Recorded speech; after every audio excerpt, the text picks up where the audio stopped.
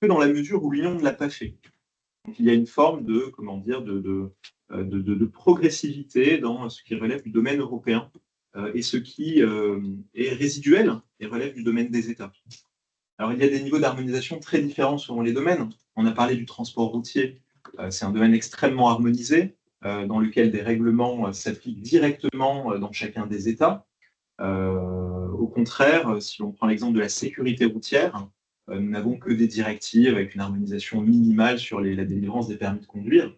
Mais ensuite, les systèmes sont tellement spécifiques qu'il est très difficile d'harmoniser les infractions, les systèmes à points ou autres. Les transports, ils ont d'abord été vus à l'échelle européenne sous l'angle du marché commun, de l'harmonisation des conditions d'exercice des professions, sous l'angle de la sécurité, et puis, au cours de ces dernières décennies, l'environnement, les questions de cohésion des territoires sont montées en puissance pour comment dire, les raisons de la législation européenne. L'activité de l'Union européenne, elle se compose de législation, des directives, des règlements, de financement, d'incitation, d'accords internationaux entre l'Union et d'autres États. Et nous en venons maintenant aux acteurs. Et donc, je voulais commencer par vous demander si vous connaissiez la différence entre le Conseil européen et le Conseil de l'Union européenne. Et vous voyez là une réunion d'un Conseil des ministres de l'Union européenne, parce que je ne vois pas notre président ni notre chef d'État. Oui, vas-y. Le Conseil des ministres. Exactement. Merci. Donc voilà. Donc le Conseil européen, il réunit les chefs d'État et de gouvernement des 27 États membres. Parfois le président de la République, son équivalent, parfois le chef du gouvernement, et il donne ses orientations politiques à la Commission. La Commission n'est en réalité qu'un outil, un très bel outil, mais qu'un outil au service des orientations des chefs d'État et de gouvernement des États membres. Ce Conseil européen, il est présidé de façon permanente depuis quelques années pour éviter d'avoir cette présidence tournante et apporter de la stabilité. C'était Charles Michel, le président du Conseil européen, et ce sera maintenant M. Costa, le Premier ministre portugais. Et vous voyez une photo ici de la dernière réunion du Conseil européen dans le nouveau bâtiment du Conseil, le bâtiment Europa, avec d'ailleurs Volodymyr Zelensky, qui était l'invité d'honneur en quelque sorte de ce Conseil européen. Donc c'est l'endroit où se traitent tous les sujets stratégiques de politique européenne et de relations de l'Union européenne avec le reste du monde. Le Conseil de l'Union européenne, maintenant, c'est l'un des deux co-législateurs avec le Parlement européen.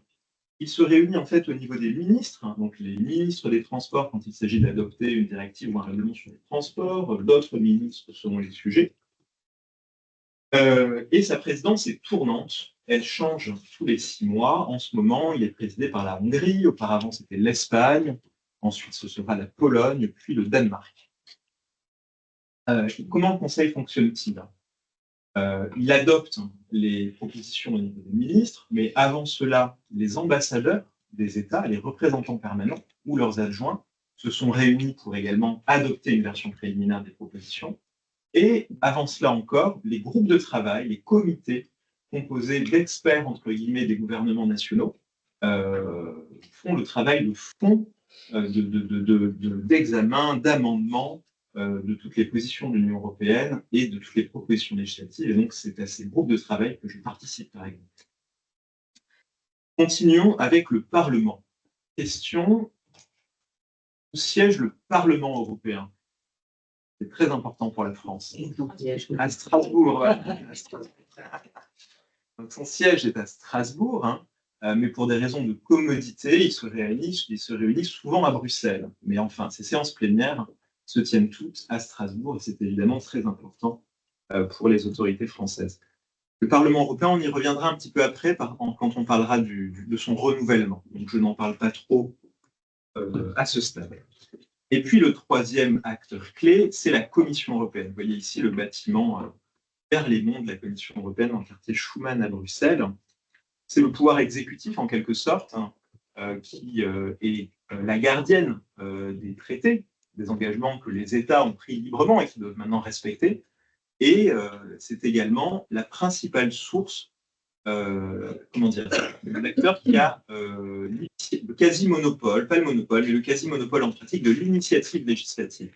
C'est elle qui propose les législations, les positions de l'Union européenne, et c'est un pouvoir très important que de proposer, parce qu'ensuite, une fois que les choses sont sur la table, on peut les amender, mais c'est assez difficile de prendre une direction complètement contraire. Donc, la principale, il y a différentes directions générales, beaucoup de directions générales au sein de la Commission européenne. La principale s'occupe des transports, la principale en matière de transport, c'est la DG Move. Voilà, l'objectif n'est pas de voir qui s'occupe de quoi, mais vous voyez à quoi ressemble cette direction générale. Différentes directions thématiques, transport terrestre, innovation, transport maritime, transport aérien, etc. Il y a aussi l'agence CINEA, qui est bien connue parce qu'elle met en œuvre les appels à projets pour les financements de l'Union européenne, et différentes agences et co-entreprises. Je ne les cite pas toutes, mais notamment l'agence de l'Union européenne pour les chemins de fer. Ah.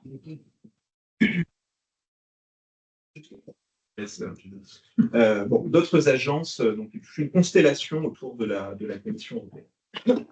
Florent, si tu me permets, sur la DG Move, combien de personnes? C'est une très bonne question.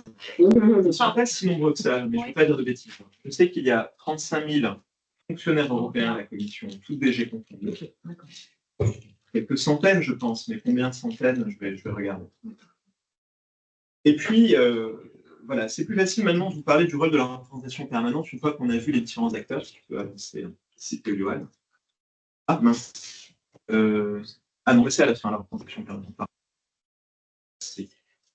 Alors, je vous finis simplement avec la procédure législative, donc comment les propositions sont adoptées. Je peux avancer. Ah, donc, comme je le disais, le Conseil européen définit les grandes orientations et donne des impulsions via la Commission européenne.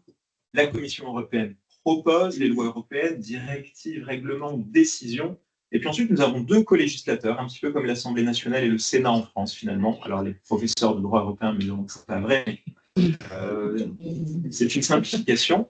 Nous avons le Conseil de l'Union qui représente les États et le Parlement européen qui représente la population européenne. Ils sont directement élus par la population. Chacun modifie, adopte, rejette les propositions législatives de son côté. Et ensuite, slide suivante, mais vas-y. Et ensuite, le Parlement européen d'une part et le Conseil d'autre part conduisent des trilogues pour se mettre d'accord sur une version commune et bâtir donc des compromis à ce moment-là. Alors on dit trilogue parce que la Commission y assiste, mais en réalité, la Commission n'est pas un co-législateur. Bon, mais elle participe à ces réunions, elle fait valoir sa proposition initiale, mais enfin, ceux qui ont dernier mot sont le Conseil et le Parlement. Voilà, et donc c'est sûrement maintenant que je vous parle de la représentation permanente. Voilà, exactement.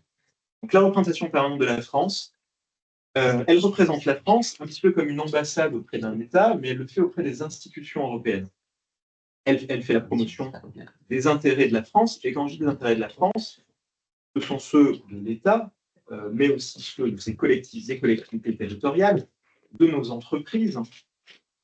Et nous avons à ce titre beaucoup de contacts avec les régions, les différents niveaux de collectivités, les entreprises et leurs bureaux établis à Bruxelles.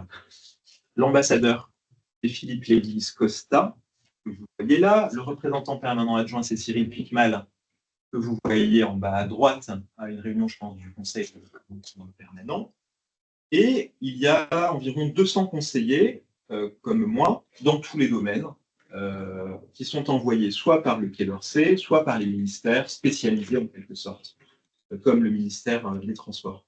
Et donc, nous participons aux différents groupes de travail des conseils, nous participons à l'élaboration des positions de la France sur les différentes propositions de la Commission, et même sans attendre des propositions.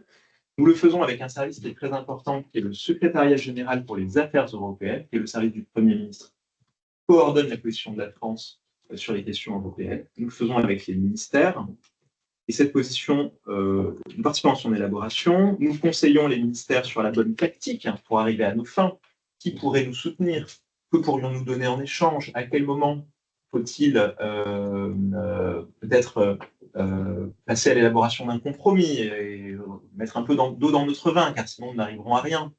Donc nous conseillons sur la tactique et nous exprimons cette position, nous l'expliquons, nous essayons d'en convaincre nos interlocuteurs, la Commission, les autres États, les parlementaires, les lobbies qui essayent eux-mêmes de nous convaincre, évidemment. Et essayons pas seulement de convaincre les autres, mais nous écoutons chacun parce que on peut souvent se rendre compte que d'autres ont un point de vue différent qui est tout aussi légitime compte tenu de leur position géographique, de la situation de leur économie ou d'autres facteurs. Et il faut bien, ma foi, arriver à des compromis.